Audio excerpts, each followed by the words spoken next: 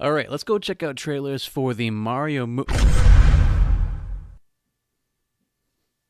You probably expected at least a little bit higher of a score with the Super Mario movie after the audience score was a 96% and the critic score was only a 58%. So why were the critics so low on this movie? Well, we can see here from the general consensus of all the Rotten Tomatoes scores that while it's nowhere near as thrilling as turtle flipping your way through 128 lives, the Super Mario Bros. Movie is a colorful, albeit thinly plotted animated feature that has about as many Nintendo-dos as Nintendo don'ts. So this got me thinking, are the critics actually right? I really do think the audience score says otherwise. When we look at really quick here the headlines, at least we're not gonna have time in this video to go over all the in-depth reviews or anything, but you can see how the headlines of these reviews are saying lazy, it relies too much on Easter eggs, complaints about the story being thinly plotted, it's emotionally bland. It's less about cinematic enjoyment and more about expanding an existing brand. If you want to know the answer to the question, are the critics right or wrong?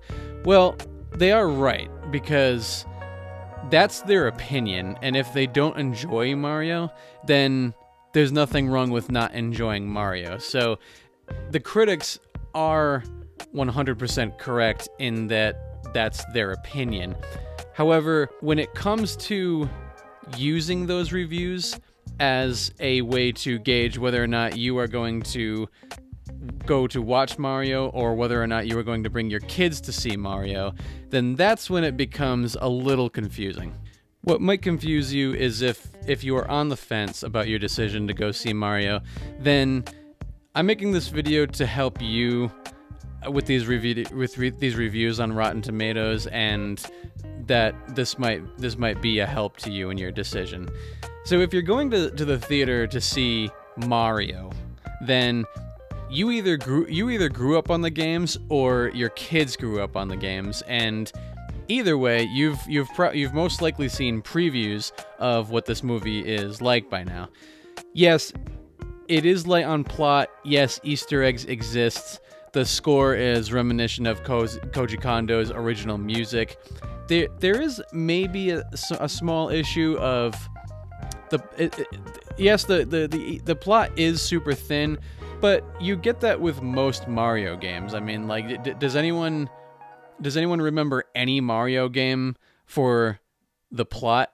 Maybe if we were to think of Super Mario RPG Legend of the Seven Stars, if we might think of Paper Mario, any of those games. We might think of even Mario and Luigi, and all those games have a decent story to them.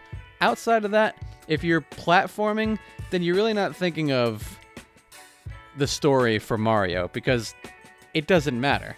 One of my issues with the movie as it is some of the plot stuff does rely completely on your knowledge of Mario rather than take the time to explain what some of the plot happenings to newcomers.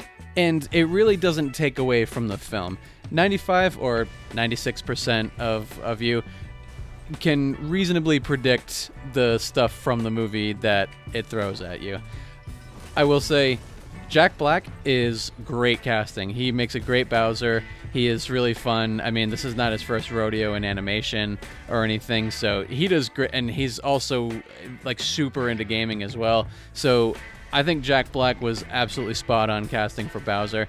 Chris Pratt is fine. I mean, there's no, like, I actually expected to be a little bit annoyed by him, but I was really pleasantly surprised by, like, he and Charlie Day like just bounced off each other really, really well as Mario and Luigi. And one thing the movie does really well to one of the characters, Peach, as she's not a damsel in distress, and she's super capable, and I think she was really done well in this movie. So where Mario differs from something like Sonic 1 and 2 or like Detective Pikachu is Sonic carves out a spot in the world from scratch and does a good job of building the characters from scratch as a newcomer to Sonic would see the movie. The first Sonic movie had the benefit of really being infamous due to its first impression being completely horrible, and it recovered very well from the fall damage it took, and it did an even more impressive sequel. Detective Pikachu, on the other hand, kind of it mostly relies on its oh hey look that Pokemon that's a real that I remember that one from Gen 3 or and of course Ryan Reynolds as Pikachu, of course. But the bottom line is Mario is a really fun movie to watch. It's definitely worth the time you go spend in theaters to see it, especially if you're a dad who grew up on the games and are really looking forward to taking your children to go see the movie. See the movie because it is made for all audiences. It is targeted toward kids, but it 100% includes those Easter eggs so that dads or adults watching this movie will have a really fun time with it too. So I would say probably a ranking for some of the major video game movies that have been adapted in recent years is Sonic the Hedgehog 2, Sonic the Hedgehog 1, Mario, and then Detective Pikachu. I'm really excited for all these video game adaptations being turned into really good movies. You've got the Hollywood productions here in theaters, and then we've got stuff like Last of Us, Arcane League of Legends. Then we have the Castlevania stuff on Netflix, which is really good. Let me know what you would rank these films and TV shows in the comments below. And before you take off, a subscribe and ring the bell notifications would help the channel out a lot. For more gaming videos, you can click right up there.